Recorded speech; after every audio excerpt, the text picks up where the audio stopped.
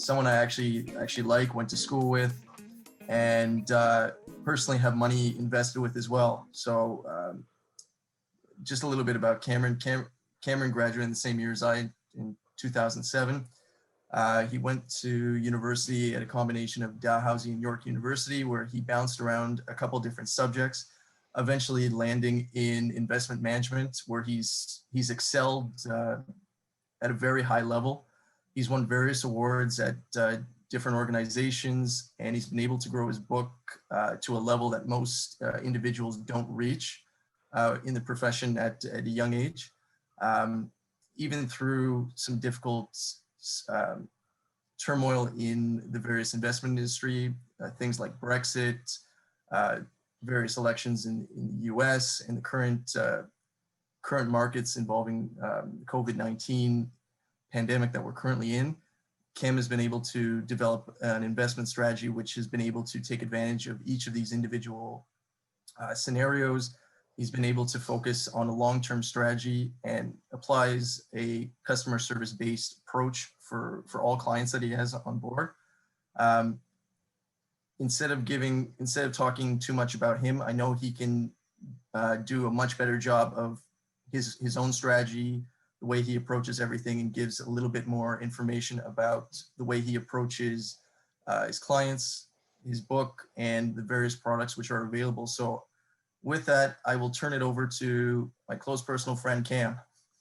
Thank you, Zach. I appreciate it. It's really great. Thanks. That was a very nice intro. I appreciate it. Thanks everyone for coming in. I know it's late on a Wednesday, but we'll keep this, hopefully the presentation will only be about 30 minutes. And then after, we can really open this up for questions. And we're going to go generally over a high level of investments. We're going to go too deep into each individual subject, but please feel free to ask any questions once we've opened up the chat. I'm just going to share my screen now and start the presentation.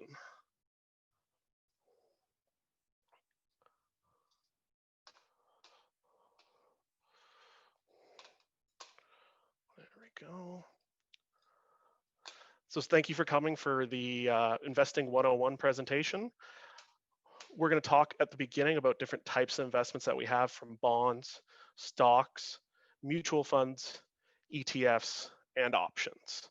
And we're going to break down each subject a little bit individually. So when it comes to bonds, pretty boring subject most people don't talk about, there's about 4 major types of bonds. We have money market, treasuries, investment grade bonds, and high yield bonds. Money market bonds and treasury bonds. Money market is really any bond that has less than a year before maturity, and they generally come for only very few issuers. They're from governments or banks or large corporations, and these are almost considered near cash. So this is just, money market's really great if you have cash for 90 days, you don't want to invest it, but you want to make a little bit of interest while you're about to make a transaction. Treasuries are government issued bonds, either in Canada or the States, and they can range anywhere from 1 year to 10 years to longer durations. Investment grade bonds, they're corporate bonds from corporations. They have to be rated over, they have to be BBB or higher. So these are generally, an example would be investment grade bond would be a bond that was sold by RBC, or a bond that was sold by Dollarama or a bunch of other corporations. And then the last is high yield bonds. These are from companies that have a high chance of default, and they range from different levels of risk. You get paid a significantly higher interest rate, but you do take a significantly higher chance of not getting paid. I bring these up because a lot of people try to buy bonds individually. You can when it comes to money market or treasuries, but once you start getting into investment grade bonds or high yield bonds, they're very difficult to sell. That could take days, and quite frankly, you could lose 1% or more in just the spread and commission that's taken off of you for trying to buy and sell these type of bonds. With that, bonds are really good if you have a short or even long-term investment timeline. You can really customize it. If you need the money in 90 days or if you need the money in 2 years, you can set your risk and you can set the amount of interest and when you get your money back.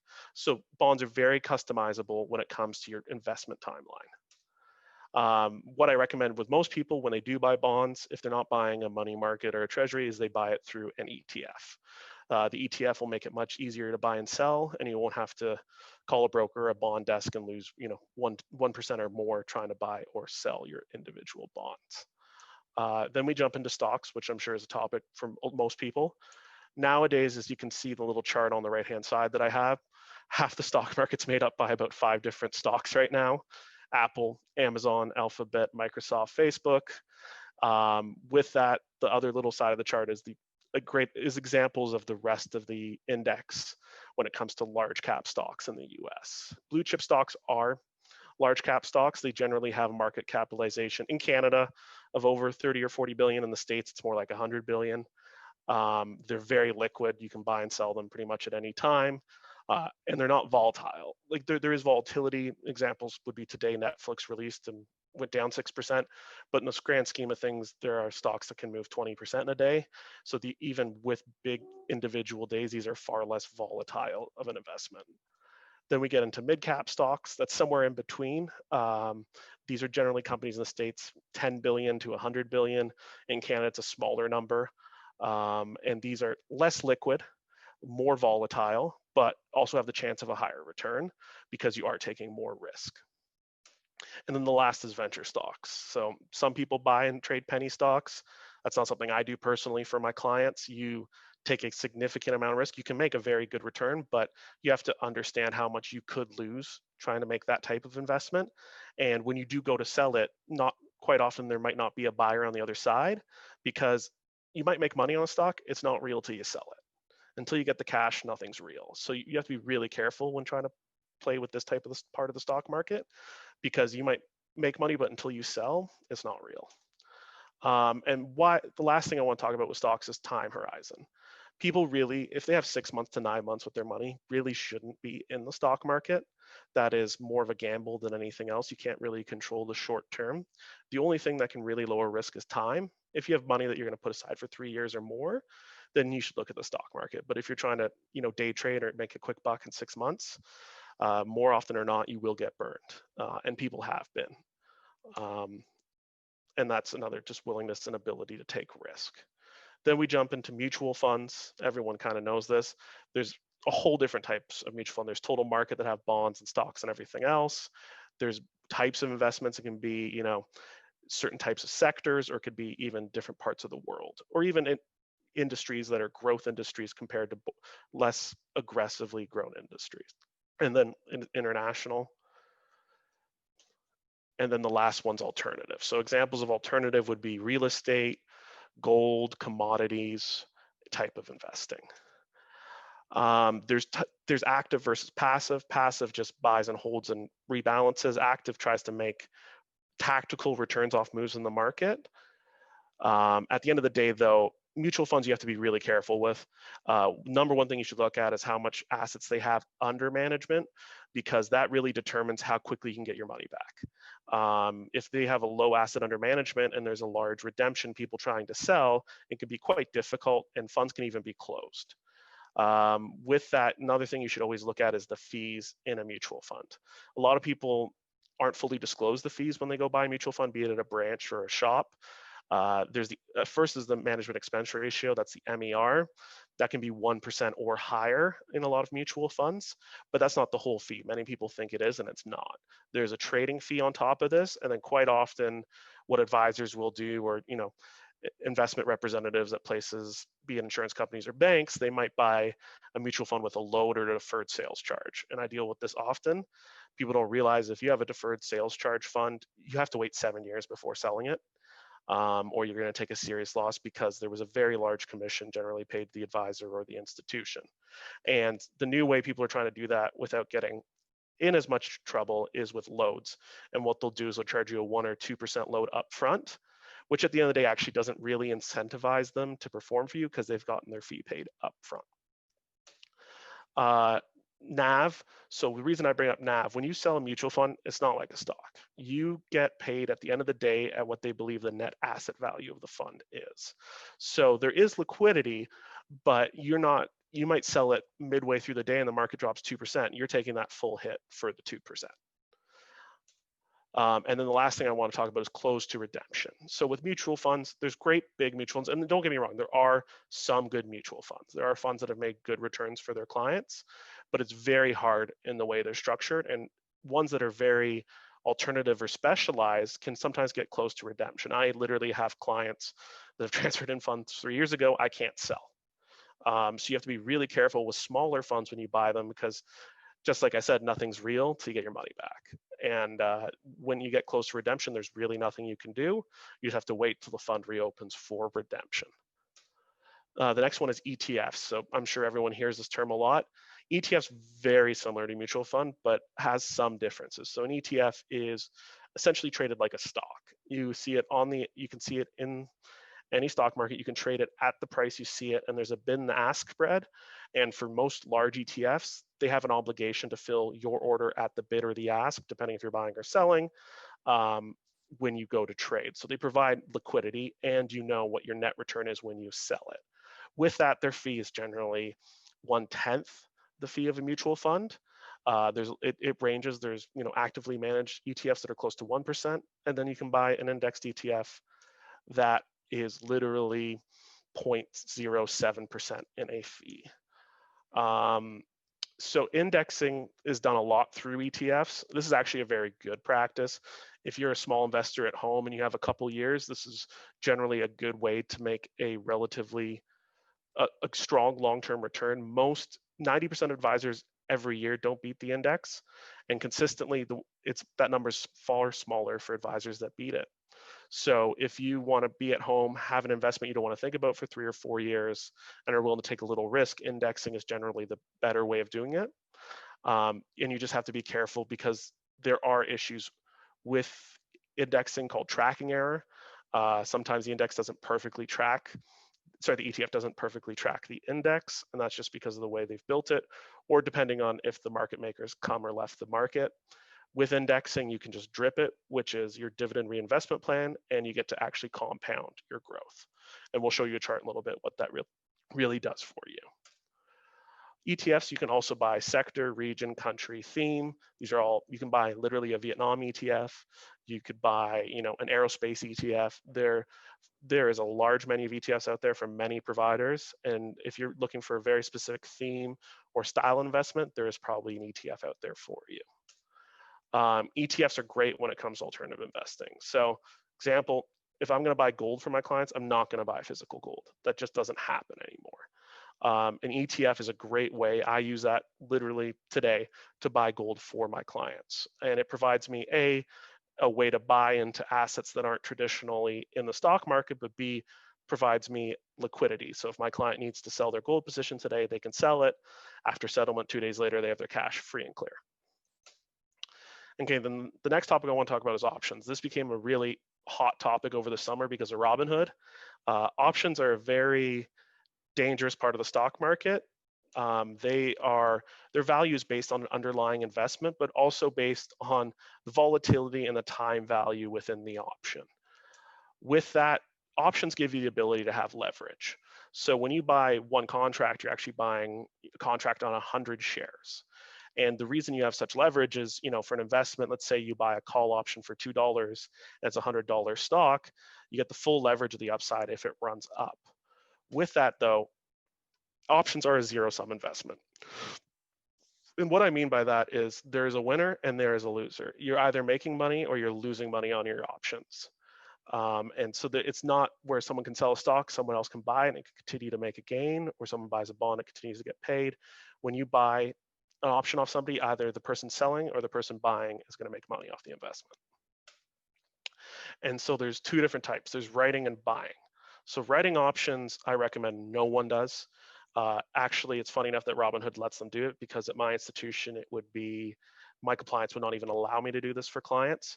You could literally, for a couple $1,000 investment, lose $50,000 to $100,000. There's multiple stories. Please feel free to look them up of people doing this. And I really recommend people staying away from writing options. If you do want to play in the option market, you can buy an option, because at least all you can lose is what you paid for it. Whereas when you write an option, you can lose a lot more than what you got paid for writing that option. This is a great chart of time and why I wanted to bring this out. So we talked about indexing and dividend reinvestment. So an index performance is the blue line here.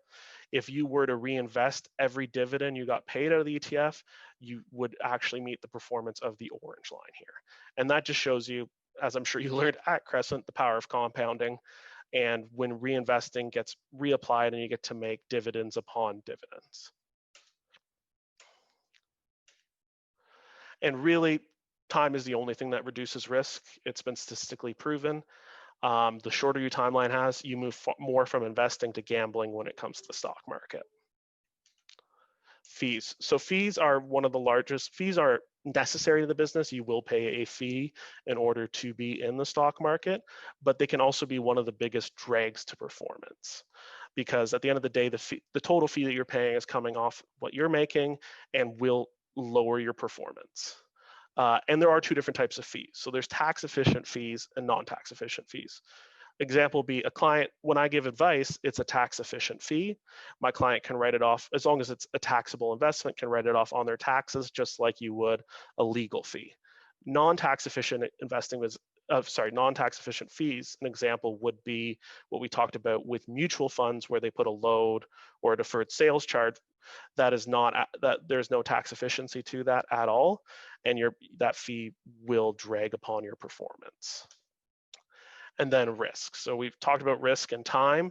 So, people talk about diversification, but what does it really mean? It really depends, on your risk tolerance. The less diversified you are, the better you can perform, because you are taking more risk.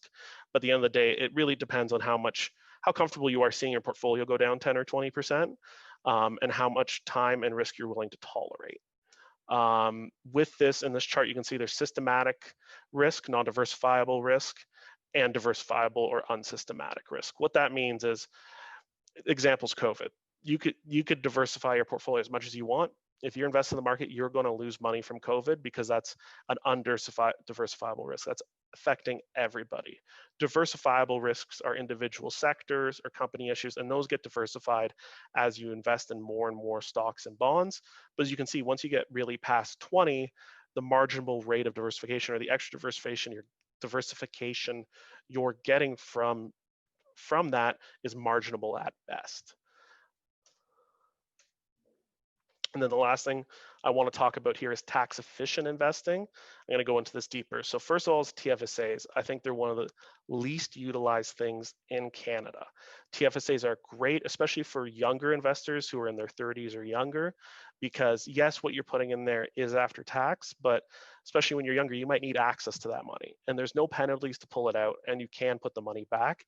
This is really one of the best tools the government gives you for investing, and I really recommend, especially for younger investors and all investors, to use this, because taxes are going to decrease your performance, and the less taxes you can pay, the better you're going to do on your investments. RSPs are a great tax efficient tool. You are going to pay tax on it eventually when you do remove from the RSP, or when you're older and you pay it out in your retirement. You're just hoping that your income is less at the time. With that, your RSP deduction is good to use.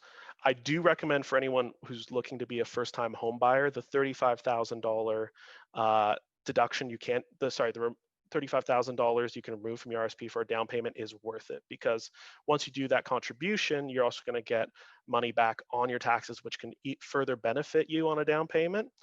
Other than that, RSPs are for long-term investing, and just because you have a deduction level, you can use it, and it's good to put money aside, but you can also save those deductions for later, when you're theoretically making more money and paying a much higher tax rate.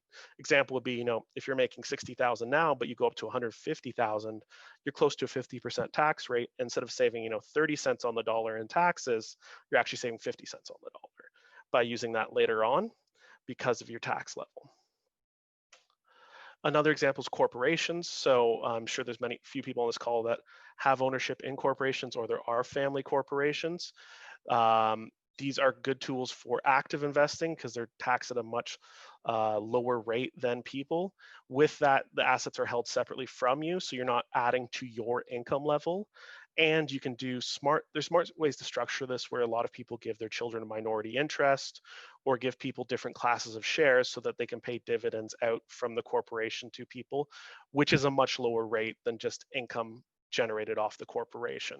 So this is generally a tool I like. It's different from using trusts, because when you use a trust, it is set in stone, whereas if a family uses a corporation, they're allowed to change it over time. And corporations don't have to be separate from a trust. I have a few clients that the corporation is owned by their trust, and that's just to do smart estate planning for their children. With that gets into family trusts. Family trusts are they're not flexible, but there's many benefits to them. An example would be an estate freeze.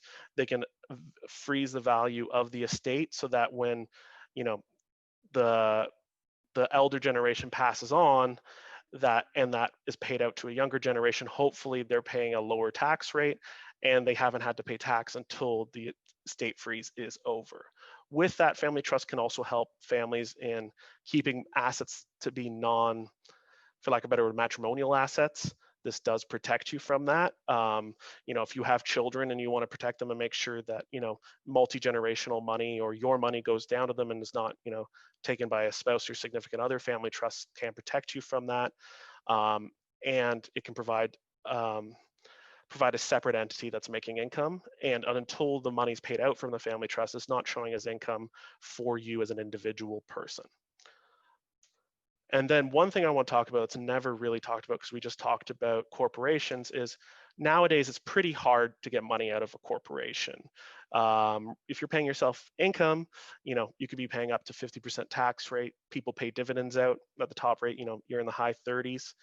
With that, now the government's changed a lot of rules. So if you're building up either in an active business or your own personal holding company or family holding company, passive income is now taxed at the top rate. So there's no benefit to having, your financial investments in a corporation compared to you personally, because you're generally getting paid at a pretty high tax rate. With that, if you have too much passive income in your corporation, you actually take away, there's a one-time lifetime deduction from a capital gain in your corporation. You will lose that if you make too much passive income in your corporation. So the question is, how do you get money tax efficiently out of a corporation? And funny enough, one of the ways of doing this is through life insurance. Life insurance allows you can buy life insurance against yourself. You can buy life insurance against your kids. It depends how you want to structure it. But what it does essentially is when it pays out, it goes through something called the capital dividend account, and it's taxed at a much, much lower rate. So you pay very little tax, and you're able to pull money out of a corporation tax efficiently and give it to your kids or to whoever else you would like from the corporation. And I really do recommend this as a tool for getting money out of a corporation, because it's far more tax efficient even over a 20 or 30-year period, because you're not paying tax up front, instead of just paying a dividend or pulling income out of the corporation. So this is quick, and I understand this is a high level. So this kind of leads into what I'll go to the next slide and show a picture of myself, what I do for clients. So what I do for clients is I build anywhere from just individual portfolios managing their money for a couple of years for a long-term investment or just for safety to have savings, to higher level things like tax planning, estate planning, donation planning, all that kind of stuff. What I do when it comes to investing is we try to take advantage of mispricing in the market. Right now, an example would be markets at an all-time high. I know there's a lot of people, and I'm sure you get calls all the time like, oh, you see Tesla's up again today, or you saw Apple's up again today. But at the end of the day, when you're chasing an investment, what are you trying to get out of it? Are you trying to get an extra 10%? And what kind of risk are you doing to do that?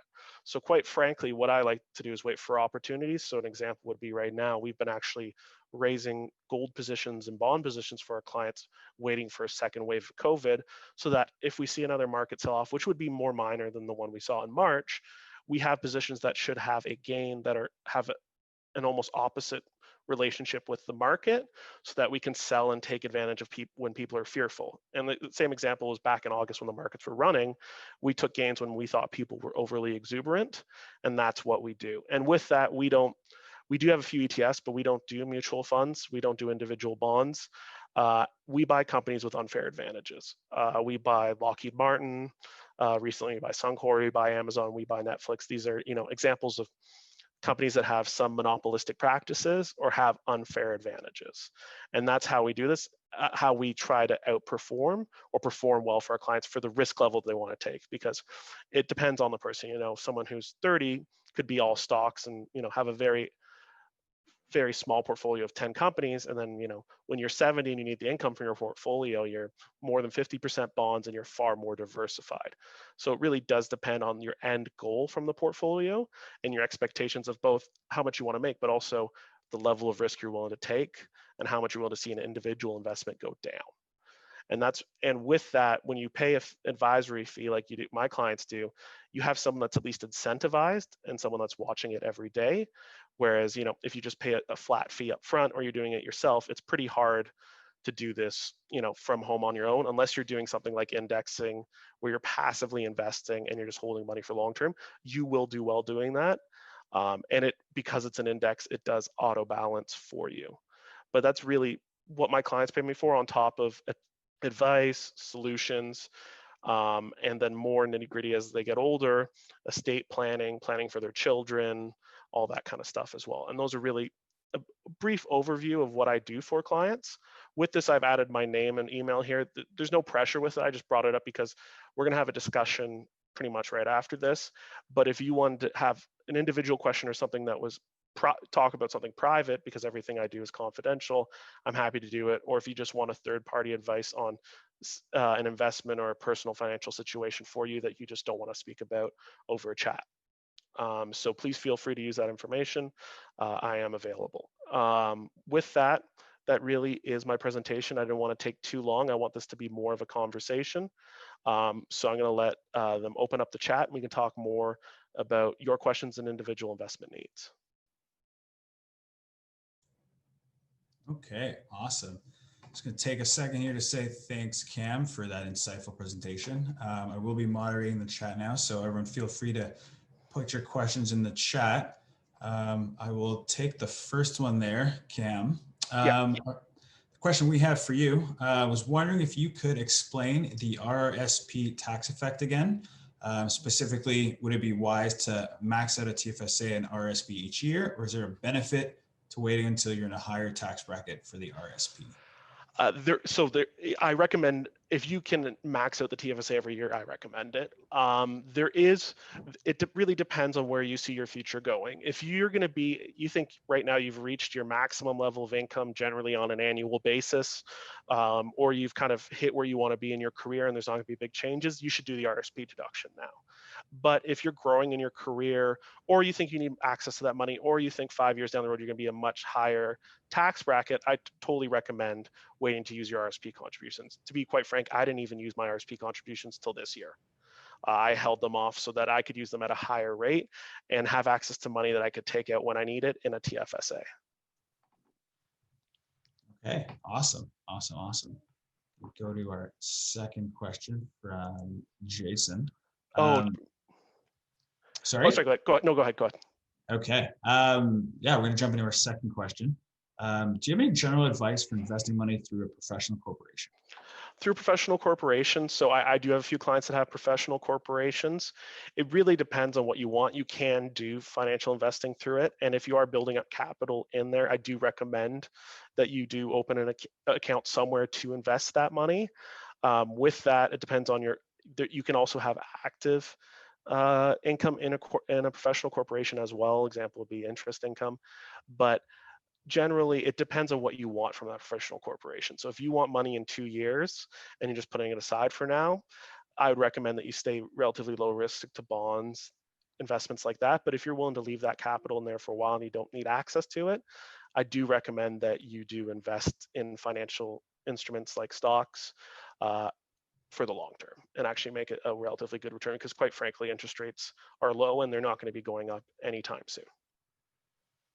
Okay, that's excellent advice. One more time, feel free to toss any questions in the chat. I'll toss one of my own while we wait for them to trickle in. So Cam, what is your advice in the economic downturn or coming out of the economic downturn from an investing perspective? So what I recommend with that is look at, when you're investing in different, be it stocks or ETFs, look at their overall correlation. So if you're worried that there's going to be an economic downturn and you think property prices are going to go down, you may want to stay away from investing in a bank, because a bank is pretty much related and correlated with the Canadian economy. When the economy is good, a bank does well. When the economy is bad, a bank does bad. Whereas there's investments, they call them non-cyclical. What that means is they don't generally perform with the cycles of the economy. So if you're really worried about risk and you think, COVID's going to be here for a while and it's going to be tough economic times, non-cyclicals are a better place to invest. Examples would be utilities, telecoms like BCE or Rogers, even though some of them might have a pretty big sports exposure and it might not be good times. Or examples in the States would be pharmacies like CVS. These are businesses, no matter where economics are going, they will perform. An example would be, even during the heart of the lockdown in Italy, energy consumption was 94% of the usual 100% consumption. So it was barely affected by even a nationwide lockdown. Okay, perfect. Okay, we got a couple more trickling in here. Here's another question coming your way. Will investing through your professional corporation lessen the capital gains exemptions over time? Corporations. Well, sorry, so say that again for me. Will investing through your PC lessen Yeah. your capital gains exemptions over time? Yes, it will. It will lower it over time, especially if you reach over 50,000 in passive income. So if you are trying to keep that one-time capital gains exception, it's not a great tool to invest through your corporation. That's a good example of why you'd either want to pay out a dividend or use that insurance strategy to eventually get your money out of the corporation. Okay. We moved into a little bit of a self-directed space here. What brokerage account would you recommend to use? And we're talking about Questrade and Wealthsimple and the other So one. it really depends. Wealthsimple is a good program, but with every type of investment you use, it depends on the level of service you want. So if you want to just go Questrade or Wealthsimple, that's fine. You just expect not to get a lot of commentary when things are bad, or a lot of color on why things are going a certain way. It's not a bad thing. Fees do matter. Wealthsimple is a great program if you're a smaller investor. If you're, quite frankly, under 50 or 100,000, you're probably going to get your best bang for your buck and best value for using someone like a Wealthsimple or a Questrade. With that, it really depends. At the end of the day, how much risk you want to take. But I do recommend using something like that when you're just starting out to invest, because they do provide model portfolios and do auto balancing for you. Okay, good to know. Thanks for validating my current investment plan as I haphazardly toss money somewhere. Good to know that I'm doing good things. So the next question is, do you have any thoughts on SPACs? And to the best of my knowledge, that's special purpose acquisition companies. Yeah. So SPACs are very interesting. I know they're really hot right now, and they were hot in Canada a couple years ago. If you really have money that you can put aside for 5 to 10 years and you're willing to take a lot of risk, there's nothing wrong with it. But a SPAC is, you're essentially trusting the person that's running it. If you have complete faith in the person running the SPAC, then feel free to invest. But you are completely along for the ride once you've invested. And you have, depending on the SPAC, how they're structured, there's differences in everyone. You don't have a significant amount of control in where your money's being placed. So it's fine if you have true faith in the person running the SPAC or the corporation running it, and they have a good track record, and you're willing to take some risk, you could do very well. But you are along for the ride, and you're gonna have to put money aside for quite a few years. Okay, awesome. All right, looks like we got a few more happening. So this is kind of ties in to the self-directed piece a little bit, but do you need to have a certain amount of money or a certain, I guess, wealth floor to capitalize on using a service like yourself, or I guess a provider like yourself? Yeah, so I really recommend, when you're getting over 50,000 and closer to the $100,000 range, that's when I'd recommend starting to talk to somebody. The younger you are, the lower that number is. As well, remember when you're doing this, you can household. So if you're, 75 or 60,000 and then your spouse or significant other has that, you can be seen as one client and household together. When you start getting above those levels, I do recommend talking to somebody.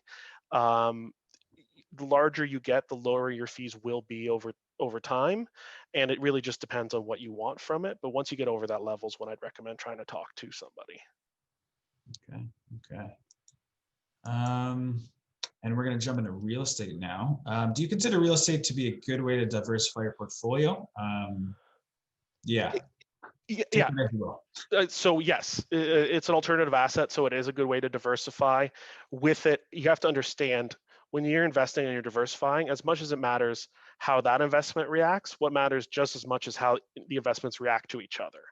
So that's really important because, you might have stocks and real estate, but they're both can be negatively affected if there's interest rate increases.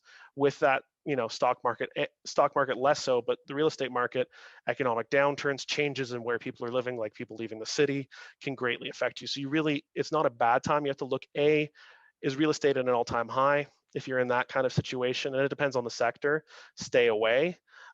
There are parts of real estate that will do better. An example is for a lot of my clients, own data centers.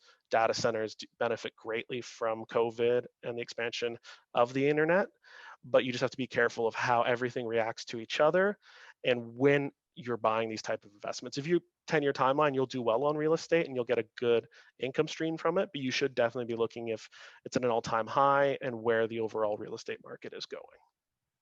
Okay, and further to that, I guess building on that piece there, is there I know you said it's all about how your entire portfolio interacts with each other, but is there a good proportion of your total portfolio that should be real estate? Is there like a sweet spot? Yeah, so that depends on how much risk you're taking. And I'm going to put real estate in the whole bubble of alternative. So that's going to include private capital. That's going to include gold and other types of commodity trading. If you're an aggressive, younger person that, you don't have a kid at home, you don't have too much of a mortgage to worry about, then you can be 15 or 20% alternative assets, with real estate, being a higher percentage. As you get older, that number shrinks. Especially if you're looking for more income from your portfolio, or you want more safety, that number becomes smaller. So my clients in their 40s and 50s are probably closer to a 10% position, maybe a little bit more depending, how much gold you want just to protect yourself. And then my much older clients, they're far more bonds and they're at most 5% alternative investing. But if you're younger and you want to take more risk, you can have a much larger percentage invested in those type of assets. Okay. All right, we're going to move to more asset work. So kind of a two-part question. No, we'll break it up. We'll do it in separate words. Are there any assets you think would be a good hedge bet when the market dips like it did in March? Yeah, so there is. The most negatively correlated asset has the opposite reaction would be gold. For my clients, I buy gold bullion instead of gold companies. The main reason for this is if you want something to be a hedge, the last thing you want is an individual mine not working or a strike or something else hurting you when you needed that hedge to work. So I just buy the bullion straight up and instead of trying to pick the right miner. With that, treasuries and investment grade bonds are a hedge. The problem now is interest rates are pretty low. They're not going to lower rates much further here, if at all. So you won't get much of a capital gain from your bonds if there is a sell-off, but you won't lose capital and you will get an interest rate. So those are the real hedges that you want. And there's nothing wrong with the hedge because you can use that as an opportunity to buy if there is a dip or extreme volatility. Okay. All right, I think we still got some time, so we have a couple more questions. Appreciating all your thorough answers. What key life events or desired returns do you think should kind of dictate whether a person should go the wealth manager route or the personal finance route? I know you touched on it a little bit earlier. So it depends. If you're only looking for a couple percent a year and you're willing just to buy bonds, then yeah, I can understand why you don't really want to deal with an advisor because it's pretty low risk, safe investments. With that though, it's something you have to watch all the time. That's why it's so hard to do it on your own, especially when you start getting into individual stocks or more aggressive investments. So when you start looking for longer returns and start looking at things like the stock market, I do really recommend that you talk to somebody and get advice because it's you'd be doing two jobs at once and it's near impossible to do both. It's something that has to be watched all the time. There's small changes on a daily basis. A month ago they thought Joe Biden was bad for the stock market. Now they think he's good for the stock market. And things can change that quickly. And so it's hard to keep on top of that while doing your own personal job, making your money. Right. That makes total sense. Okay. What are your thoughts on the Canadian small cap tech space and performance?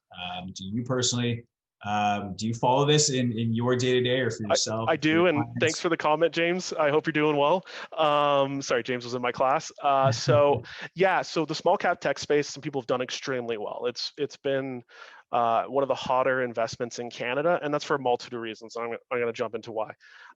First of all, it's extremely risky. Like if you're willing to take risk, you can do well, but you do have, when you're in the small tech space, you can see that stock drop 20 or 30% in a day. That can just happen because of when everyone goes to sell, there's not many buyers in the market, and that pushes down the price as well.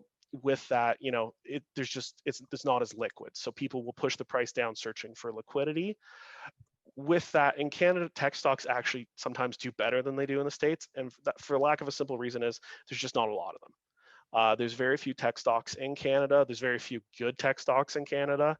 And so the ones that are in Canada, example would be Nuvve that just did an IPO recently. They get a very, very high multiple. And when they do perform, they can run quite a bit just because for lack of choices, people who are Canadian only investors are all forced to buy them. And that can push the price up just because there's not a lot of choice. But like I said, it's a small cap stock. So you have to have a long-term investment time horizon, and you have to be willing to lose some money on an investment because you can't do well, but there will be an investment eventually you're going to lose some money on. Okay, great. Okay, so that brings us to our last few, a little bit more fun, a little bit in broader strokes. What are your top recommendations for investing or personal finance? And do you invest in crypto?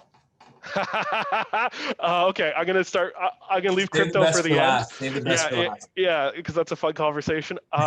So my recommendation, personal finance, if you're doing it at home, and you got 3 or 4 years, and you've got a couple thousand in the bank, I really do recommend indexing.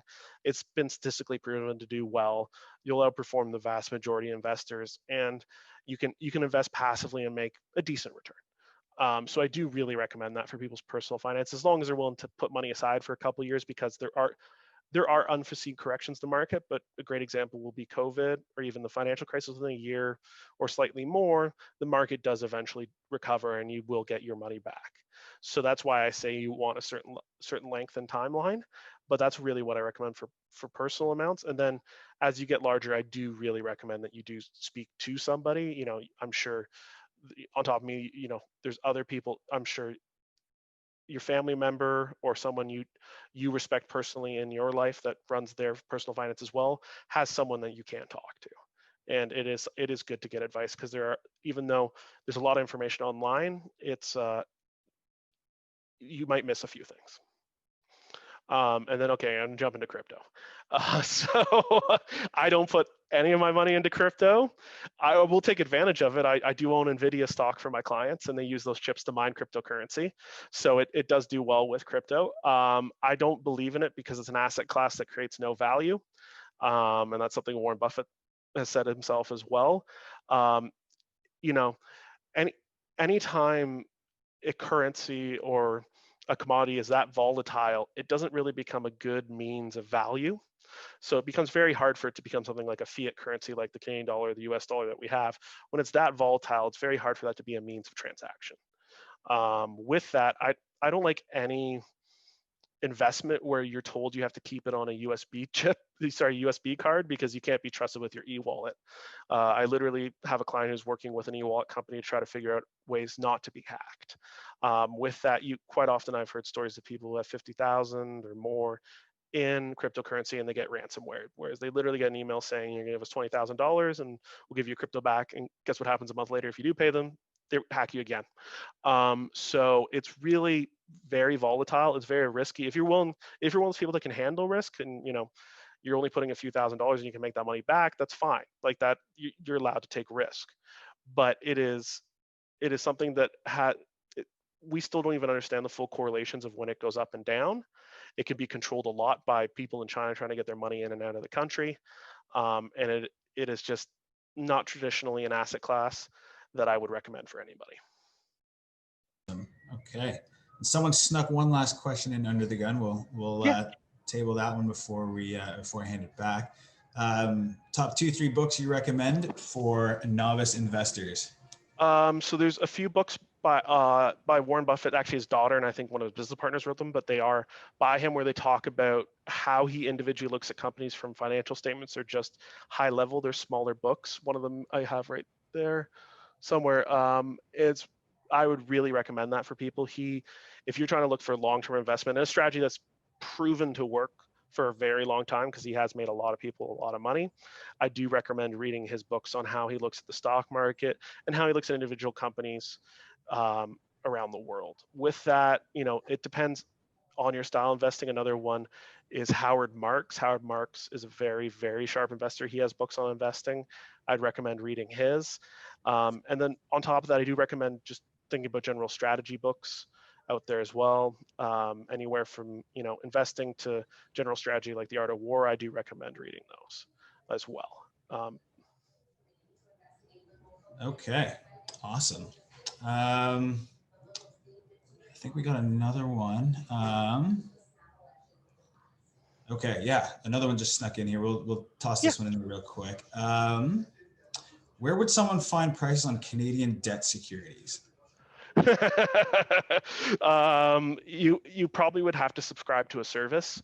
Example would be a Thomson One. So if you're trying to look for debt securities out there or bonds, really, unfortunately, that comes back to what I talked about earlier. You're gonna have to call a bond desk to do the trade. And there's nothing wrong with that. And there's plenty of people that have done very well with bond trading, but it is a less liquid market where you're going to see spreads of 1% or larger on non-government securities. And you will be losing on just those fees alone. So you really, at the end of the day, you'll have to call an individual bond desk at a bank or a financial institution to get execution or just good pricing and depth on individual debt securities. Okay, awesome. Well, that is everything. Cam, thank you for the time this evening. I'm gonna turn it back to Leslie. Thank you so much. Thanks everyone for taking some time out of their evening. Yeah, Cameron, thank you so much. It's clear that you love what you do. So thank you for sharing what you have with us tonight. And thank you to everybody who came on the call tonight. We really appreciate it. And we hope we will see you all again soon.